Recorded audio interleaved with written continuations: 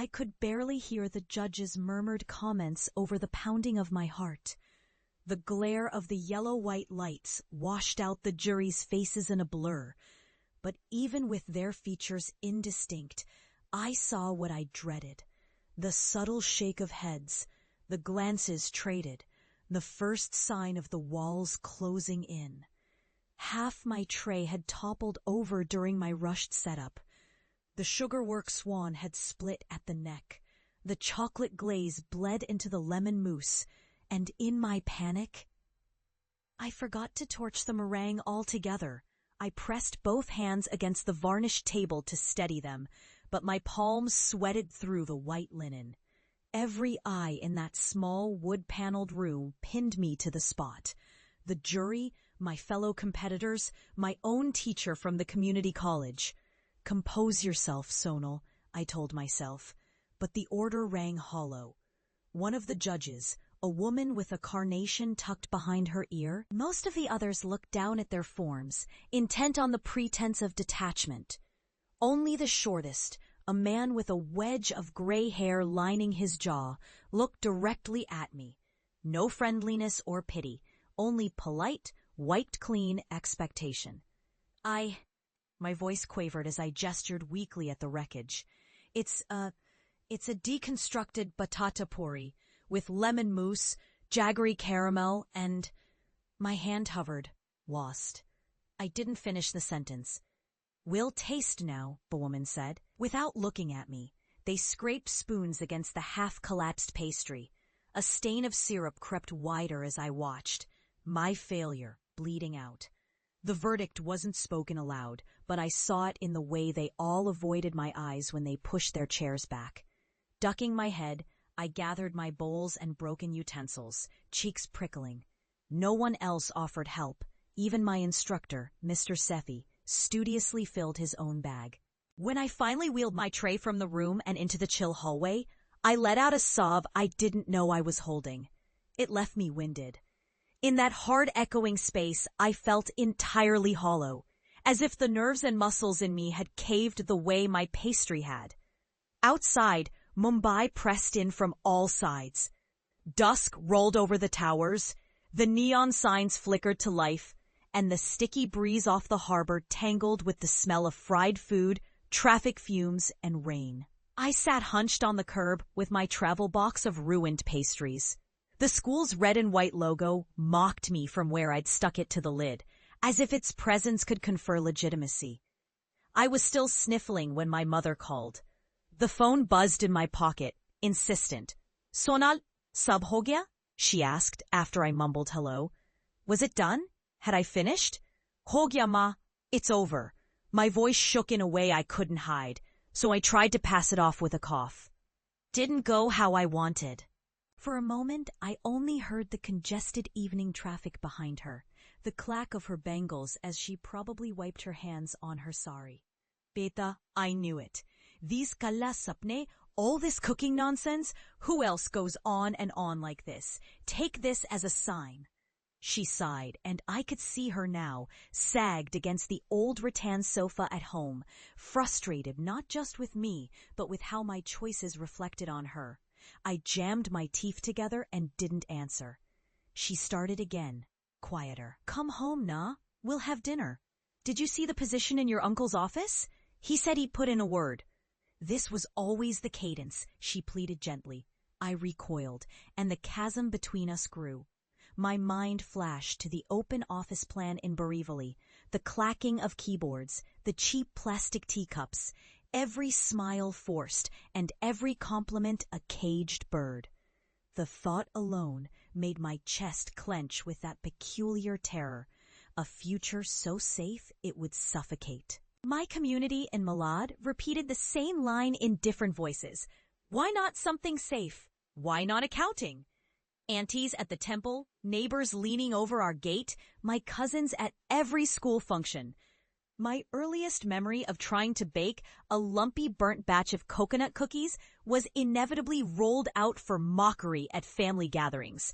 My brother Ajay, 2 years my junior, but already the anointed golden child, loved baiting me. "You know, if you add up all the flour you've wasted, Sonal, You could fill a whole football pitch. Imagine what Ma could have cooked with that. Once, long ago, Ma slipped me a packet of almond butter after a particularly rough day. But don't waste, she scolded, as if kindness would spoil if not followed by caution. None of it was outright cruelty, I told myself. But the barbs stung, slow-acting, accruing until they lived somewhere deep inside, warping how I even saw a bowl of flour and eggs. After my recital breakdown, I found a job at a local bakery, not one of the fancy new patisseries, but a cramped, muggy place off SV Road called Sweet Surrender. I swept floors, boxed up birthday cakes decorated with clumsy roses of colored margarine, and learned how to move quickly in tight, hostile kitchens. For every creative impulse, the head baker, Mrs. Shetty, had a quick retort. No need for drama, Baba. Just make the custard thick enough. Customers never saw me. I worked in the back, hands blistered, apron stained, hair tied tight in a bun. Sometimes I caught my reflection, ghost-like and exhausted, in the glass of the fridge, but I'd look away fast.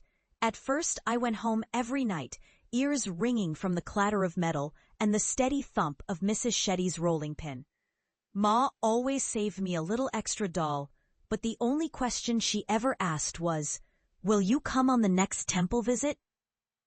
Loving, but perpetually disappointed, her worry a constant undercurrent in our home. Once, after a particularly busy day, I slipped my head out the bakery's kitchen window for air. The street was still thrumming, all taxis blaring, chaiwalas shouting, monsoon clouds licking the rooftops in bruised blue light. A child pressed her nose against the bakery glass, eyes wide at the display I'd spent all morning arranging: eclairs, custard buns, slices of black forest cakes studded with glowing candied fruit. She pointed, face alight. Her father smiled, pulling her away gently. For a moment it fueled me, the tiny proof that someone noticed, that something about what I did mattered. 2 years slogged by in Sweet Surrender's kitchen, and my life fell into a rhythm indistinguishable from monotony. I worked, I came home, and then, one monsoon morning, I met Idris. He was new, hired as Mrs. Shetty's long-overdue apprentice. Unlike me, he had a bluster. He moved too fast, spilling flour, and whistled old 70s foamy songs as he kneaded dough. His fingers flew, pale with sugar, and every time he burnt something, he laughed instead of cursing. On my third day working beside him, I found him fixing my lemon tarts. He flashed a gap-toothed smile, a little cracked on the sides. Overwork, maybe? I bit my tongue, humiliation pricking. I'd always guarded my processes, wary of derision. He didn't seem to notice. Ever tried mixing mascarpone with lemon instead of full cream? Supposedly holds better. The chef at my last job swore by it. He paused, waiting for a retort. When I said nothing, he simply grinned, winked, and returned to his own tray. Bit by bit, Idris forced light through the cracks I'd been careful to keep sealed. He'd share his stories, a failed stint in Nashik, sleeping in kitchens, endless ridicule from his own family.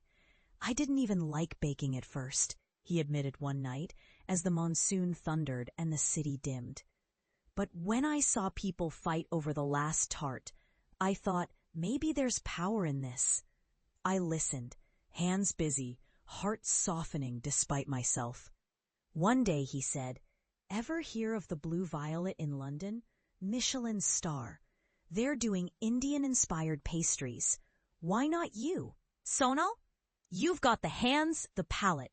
Just stand a little taller." He pushed a train ticket toward me as if it weighed nothing. I scoffed. Who would ever send someone like me to London? I couldn't even pass the city jury. He shrugged. The world is wider than this kitchen, Ree.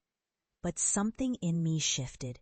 That night, lying on the borrowed cot in my parents' flat, I searched videos of French pastry schools, blogs about immigration, Late-night forums where desperate cooks begged for advice about overseas auditions. For the first time in years, my defiance sparked hotter than my fear. I saved every rupee I could, living on instant noodles and leftovers, working weekends. I practiced obsessively, carrying boxes of macarons to local events, baking late into the night while Ma clucked her tongue. On my 26th birthday, I bought a one-way ticket to Paris.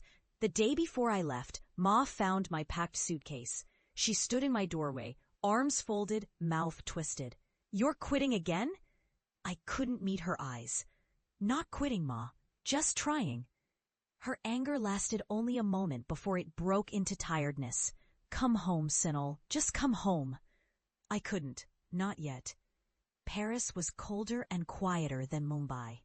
I spoke the language poorly but worked obsessively, scrubbing the lowest rungs of kitchens from dawn till past midnight. In the silence of foreign rooms, with hands so cold I sometimes lost feeling in my fingertips, my loneliness sharpened. Some days I was tempted to quit, to come home and admit it was all a ridiculous detour.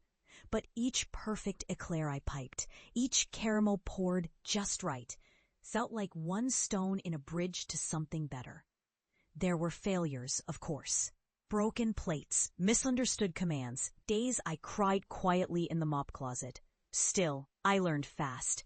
I learned to present my dishes with pride, no hesitation in my voice. When at last, after 3 years, the Blue Violet in London responded to my desperate, hopeful emails and invited me for